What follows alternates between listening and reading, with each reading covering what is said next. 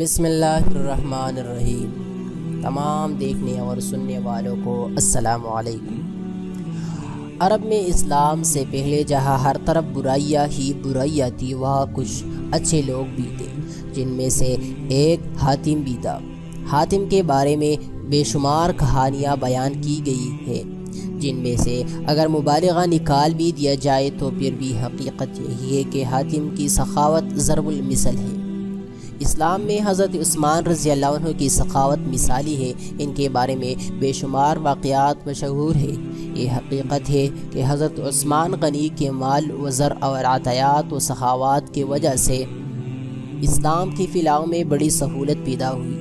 حاتم کا تعلق طوے نامی ایک قبیلے سے تھا، اسی کے نسبت سے اسے حاتم طائی کہا جاتا ہے۔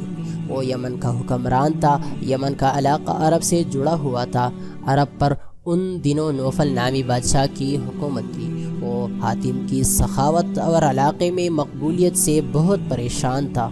اس کی سخاوت سے محض یمن کے لوگ ہی فائدہ نہیں اٹھاتے تھے، بلکہ اس تک پہنچ جانے والے ہر شخص اس کی سخاوت سے فائدہ اٹھا سکتا تھا۔ بہت سے لوگ تو محض اس کے امتحان لینے اس کے پاس چلے جاتے اور وہ ہمیشہ ہر امتحان میں کامیاب ہوا۔ ایک مرتبہ کسی کو معلوم ہوا کہ حاتم طائی کے ذاتی استعمال کا گھوڑا بہت قیمتی ہے، کیونکہ نہ وہ حاصل کیا جائے۔ چنانچہ ایک شخص اس کا امتحان لینے پہنچ گیا۔ حاتم اس روز شکار کرنے کے لیے نکلا ہوا تھا۔ اتفاقاً اس روز اسے شکار بھی نہیں ملا۔ جب وہ واپس پہنچا اور اسے معلوم ہوا کہ کوئی مہمان اس کا انتظار کر رہا ہے، تو اس نے اپنے ملازمین سے کھانا تیار کرنے کا حکم دیا۔ ایک ملازم نے کہا، سرکار جی، آج کھانے میں گوشت کا سالن نہیں بن سکے گا، کیونکہ تازہ گوشت نہیں ہے۔ حاتم کی غیرت اس بات کو گوارا نہیں کر سکتی تھی کہ اس کے دسترخوان پر مہمان کے لیے گوشت کا سالن بھی نہ ہو۔ اس نے کہا، آج ہمارا محبوب گھوڑا ہی ذبح کر کے پکا لیا جائے۔ یہ فیصلہ ہوتے اسے شدید دکھ بھی ہو رہا تھا، مگر اس کی سوا کوئی چارہ بھی نہ تھا۔ کھانا تیار ہوا۔ حاتم نے اپنے مہمان کو تواضع میں بھی کوئی کسر نہ چھوڑی۔ مہمان بھی بہت خوش تھا۔ صبح جب مہمان کے جانے کا وقت ہوا تو مہمان نے رخصت ہونے سے قبل اس کے مہمان نوازی کا شکریہ ادا کرتے ہوئے کہا، اس نے حاتم کی سخاوت کی بڑی شہرت سنی ہے۔ اگر وہ اپنے پسندیدہ گھوڑا بھی اسے عنایت کر دے تو بڑی بات ہوگی۔ حاتم اس کی یہ بات سن کر کچھ افسردہ ہوا، مگر پھر کہنے لگا، میرے معزز مہمان، یہ فرمائش اگر آپ گزشتہ سال سے پہلے ہی کر دیتے تو اس کی تعمیل ضرور کرتا، مگر آپ ممکن نہیں، کیونکہ میرا پسندیدہ گھوڑا اب آپ کے پیٹ میں پہنچ چکا ہے۔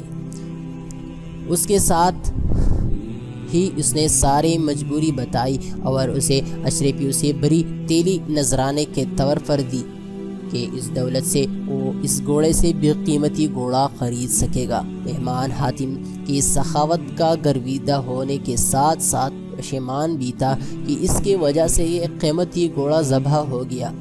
اس نے اشرفیوں کی تیلی لینے سے انکار کر دیا، مگر حاتم نے کہا، یہ آپ کو رکھنا ہی ہوگا، کیونکہ میں اپنے مہمان کی فرمائش پوری نہ کر سکا ہوں۔ حاتم سخی ہونے کے ساتھ ساتھ بہت نرم دل بھی تھا۔ اس روز اسے اس بات کا ملال ہو رہا تھا کہ وہ اپنے مہمان کی خواہش پوری کرنے میں ناکام رہا ہے، جبکہ مہمان اس کی نرم دلی اور سخاوت کی گن لگاتا ہوا اپنے گھر چلا گیا۔ ادھر عرب کا نوفل بادشاہ سوچ رہا تھا کہ اگر حاتم کی سخاوت اور مقبولیت اسی طرح بڑھتی رہی تو پھر لوگ اسی کی ہی طرف جائیں گے، کوئی اس کی طرف نہ آئے گا۔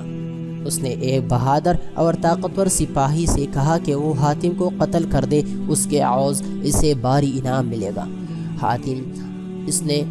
حاتم کیونکہ نیک دل اور سخی انسان تھا، اس لیے وہ اپنے ساتھ محافظ نہیں رکھتا تھا، کیونکہ وہ جانتا تھا کہ جب موت آنی ہے تب ہی آئے گی، اور جب آئے گی تو کوئی محافظ اسے بچا نہیں سکے گا۔ بادشاہ نوفل کا بھیجا ہوا سپاہی ایک مہمان کے روپ میں حاتم کے محل پہنچ گیا۔ ایک رات جب سب لوگ سو رہے تھے وہ سپاہی خاموشی سے حاتم کے خواب گاہ تک پہنچ گیا۔ اس نے دیکھا کہ حاتم گہری نیند سو رہا ہے تو اس نے اپنے کمر سے بندے ہوئے خنجر کو نکالا اور پوری طاقت سے اس پر وار کر دیا۔ عین اسی وقت حاتم نے کروٹ لی اور سپاہی کا نشانہ چون کیا اور وہ حاتم کے اوپر گر گیا۔ حاتم اس دوران نیند سے بیدار ہو چکا تھا۔ اس نے اپنے مہمان سپاہی کو قابو کر لیا اور اس سے پوچھا کہ اس نے ایسا کیوں کیا ہے، کیا اس کے مہمان نوازی میں کوئی کمی رہ گئی تھی؟ سپاہی نے حاتم کو صاف صاف بتا دیا کہ وہ یہاں کس لیے آیا تھا۔ حاتم نے اسے کہا مجھے قتل کر کے اگر تمہیں دولت ملتی ہے تو فوراً قتل کر دے، اس سے پہلے کہ میرے ملازم آ جائے تو تم مجھے مار سکتے ہو، میں مزاحمت نہیں کروں گا۔ سپاہی یہ سمجھ رہا تھا کہ اب اس کی موت آ گئی کیونکہ حاتم کے پکڑ سے اس کا نکل جانا ممکن نہیں تھا۔ حاتم کا یہ رویہ دیکھ کر سپاہی کہنے لگا حضور مجھے معاف کر دیجئے، مجھ سے بہت بڑی غلطی ہوئی، میں توبہ کرتا ہوں اور آئندہ سے ہمیشہ آپ کا وفادار رہوں گا۔ حاتم نے نہ صرف اسے معاف کر دیا بلکہ اشرفیوں سے بری تھیلی بھی دی کیونکہ اسے یہ گوارا نہیں تھا کہ اس کا مہمان اس کے گھر سے خالی ہاتھ جائے۔ دوستو امید کرتا ہوں کہ آج کی یہ ویڈیو آپ لوگوں کو پسند آئی ہوگی۔ پسند آنے کی صورت میں اس کو لائک کرے اور نیچے کمنٹ میں اپنے رائے کا اظہار کرے اور اسے مزید ویڈیو دیکھنے کے لیے ہمارے چینل کو سبسکرائب کرے اور 7 گھنٹے کے نشان کو بھی دبائیں۔ ملتے ہیں نیکسٹ ویڈیو میں، تب تک کے لیے اللہ حافظ۔